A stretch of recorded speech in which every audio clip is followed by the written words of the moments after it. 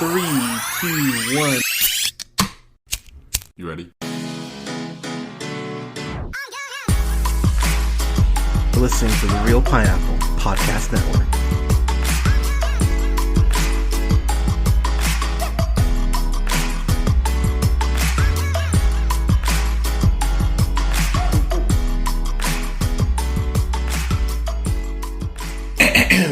Good evening, ladies, gentlemen, theys, and gays. This is The Real Pineapple. This is your humble host, Hunter, here. Hope you've all had a great start to your new year. I've got a review for the latest Anya Taylor-Joy Ralph Fiennes offering in the menu, which is directed by Mark Mylod, who has gone ahead and directed 13 episodes of Succession. I need to get into Succession. I still haven't watched it.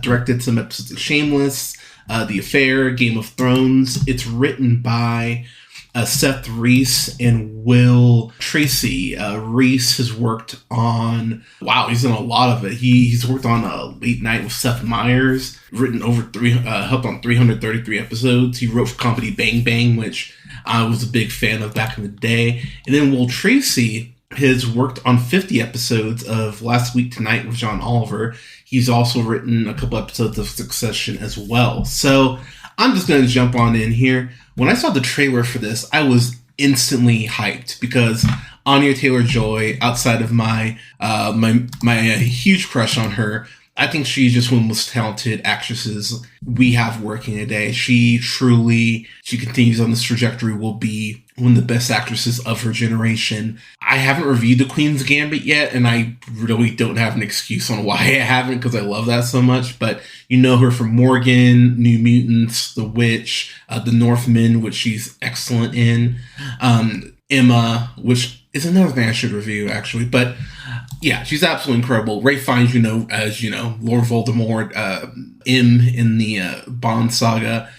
And Nicholas Hoult. I do want to take a second to talk about Nicholas Hoult, because first off, he was an incredible Hank McCoy. I wish he would have gotten more to do, but for what he was given, he was absolutely incredible. Warm Bodies is fucking amazing, and I think people forget about Warm Bodies, but he's great in that. And Those Who Wish Me Dead, that's a very underrated Nicholas Hoult performance. It was cool seeing him get to play something more villainous. And that's one reason I dig on this movie so much, because this movie is about a young couple who goes to this remote island that is ran by Chef Slowick, Ralph Fiennes' character. And it's a very 1% of the 1%. It's a very elite group that goes. I believe they said the plates were $1,250 a head, which I was like, holy shit, that is absurd. But it's a very high end, you have to really pay to be here sort of experience. And hearing Nicholas Holt's Tyler explain to Anya Taylor-Joy's Margot why she should be excited and how should she eat the food. There's a point very early on where it does come across as endearing.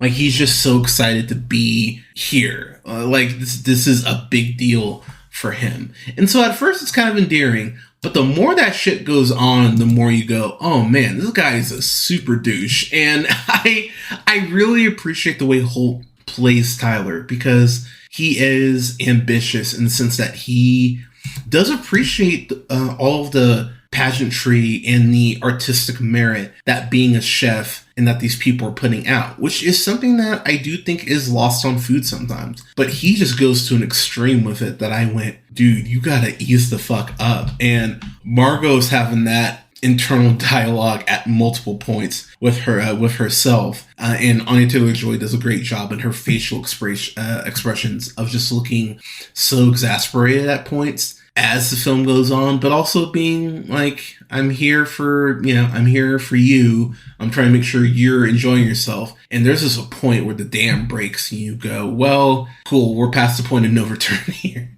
There are other people, of course, who go ahead and join them. One of the bigger ones being John Leguizamo, who, between this and Violent Night, Leguizamo's had a hell of a year. He said that his portrayal was based on Steven Seagal. And oh my God, he's such a piece of shit in this movie. Him and his assistant, I believe it's Amy Carrero, plays Felicity. I want to say that's his assistant. But their banter back and forth as far as her clearly using her as a means to an end, as far as trying to, really just elevate his ego, versus how she's using him as a means to an end to further her aspirations.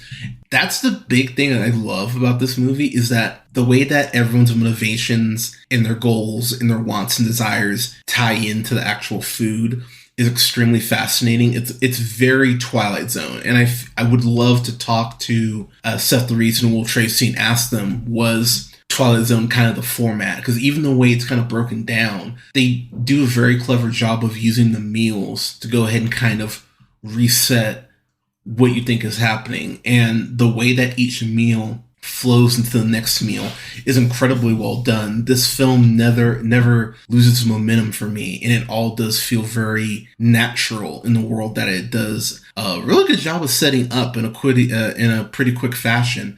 But everything does feel like a natural progression. Nothing feels forced. Every decision feels like, okay, this is what should be happening.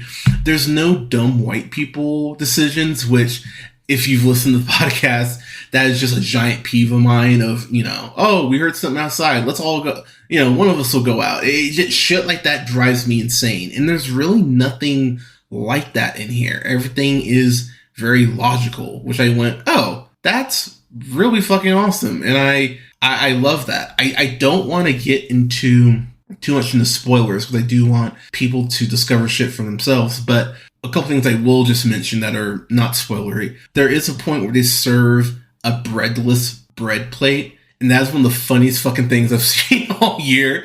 And I could not stop laughing. And the way that Tyler is trying to explain it to Margot, she's just looking at him like he has 3 horns growing on the top of his head. And to be fair, yeah, pretty dumb when he's trying to explain it.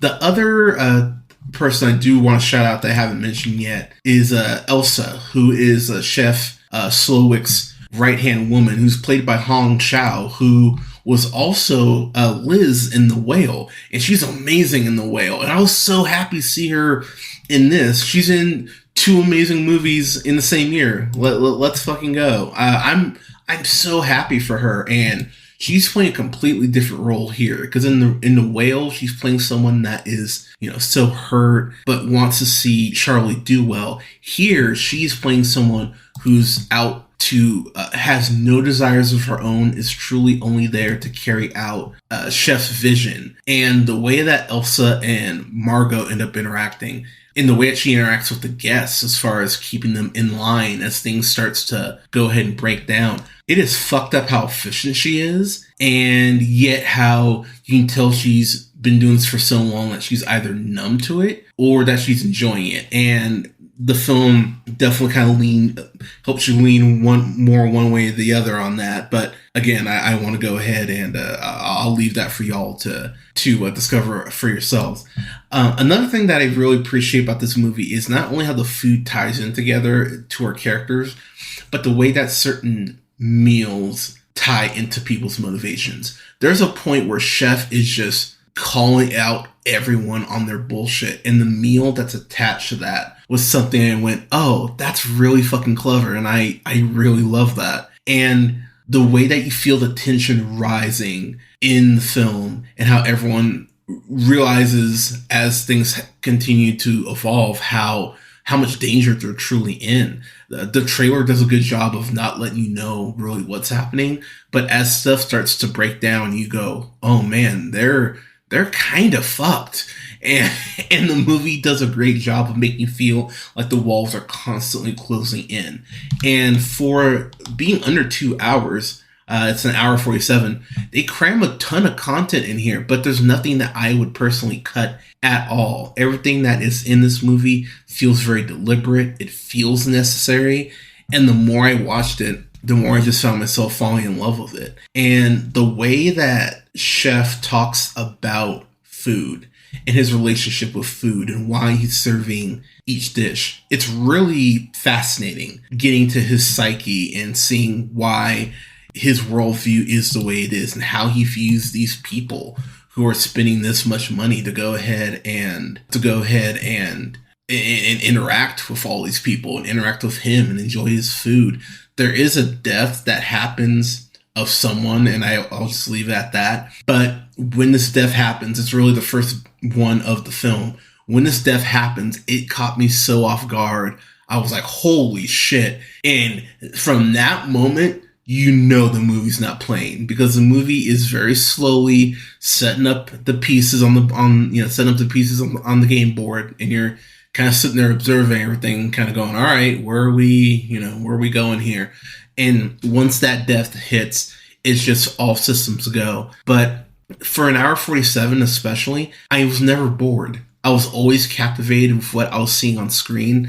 I was always intrigued by what I was seeing on screen. Margot is a great avatar for the audience, as she just observes so much of what's happening, in the way that we get some great scenes with Margot and Chef Slowik. I love their interactions, and there's not a ton of them, but there's just enough for you to go, okay, this is very important because of this thing. If there is a complaint, I do believe some people are going to get to the end, the ending itself, and go, okay, that's fine. Like, I really think some people are just going to not be crazy about the ending. I will say myself, I like the ending, but it does feel at points like it might go somewhere else, and then it doesn't. But I like the way this ended. It wasn't anything that would make me take away from my enjoyment of the film or anything like that. But if the ending does rub you a little bit the wrong way, I can kind of see where you're coming from. Outside of that, getting to my final thoughts here, I had so much fun with this movie. I thought this movie was going to be fun, and I didn't realize how much fun it was going to be. In the way that the pretentiousness continues to be ramped up, even as people are dying and all this bad shit is happening. It's kind of amazing how the movie continues to lean into it. And the way that food is its own love language, and the fact that Chef Slowik believes that, but the methods of which he's going to express that are very insane. I love Anya Taylor-Joy in this. This, again, another great performance from her between this and The Northman. She's just amazing. And, I talked about Last Night in Soho last year. She's just an incredible actress. We were very lucky to get to see her do her thing. I'm so happy for Hong Chau being in another great flick, having another great performance. I really hope her star continues to elevate. Ralph Fiennes is like never bad in anything. So, but seeing how haunting he is in this, there's a point where he does, I can give this away, where he talks to Margot and flat out says that, you're not eating, you're destroying me. And it's just a very small look into how Chef Slowik is viewing everyone and how in control he is. The film does a really great job of giving you background on him as he's using the dishes to explain to the people how they tie into the overall theme of the night. They do a very good job of giving you some background on Chef without having to stop the movie to go ahead and do it. So I just adore this movie. It's a fan-fucking-tastic. I can't wait to buy this. I hope there's a steelbook of it because I dug the movie that much. I cannot wait to watch this again. Absolutely amazing movie. So yeah, cheers to The Menu. But everyone, The Menu, what'd you think of it? Let us know in the comments. You can follow yours truly on the Twitter at jhunterrealpineapple. You can follow me on Twitter and on Instagram at jhunterrealpineapple. Don't forget to like, share, and subscribe. You can find us on SoundCloud, Apple, Google Podcasts, Podbean, Stitcher, iHeartRadio, Spotify, Amazon Music, and Samsung Podcasts at The Real Pineapple. Don't forget to like both our pages on Facebook at The Real Pineapple and Real Pineapple Games. That's REEL Pineapple. And don't forget to go ahead and follow me on Letterboxd at Black Shazam, and follow me on TikTok at Black Shazam 775. Thank you so much for listening, everyone. We will have our best and worst of 2022 up on January 29th. Can't wait to bring that to y'all. And we'll also have reviews incoming for The Fabelmans, She Said, Puss in Boots' Last Wish, among others. I'm over here in Nevada and it's been snowing, so I'm going to try to get to the theater and maybe see Megan. But everyone, thank you so much for listening. Stay safe out there. Hope your year is getting off to a great start. Thanks for the support, and we will talk to you soon.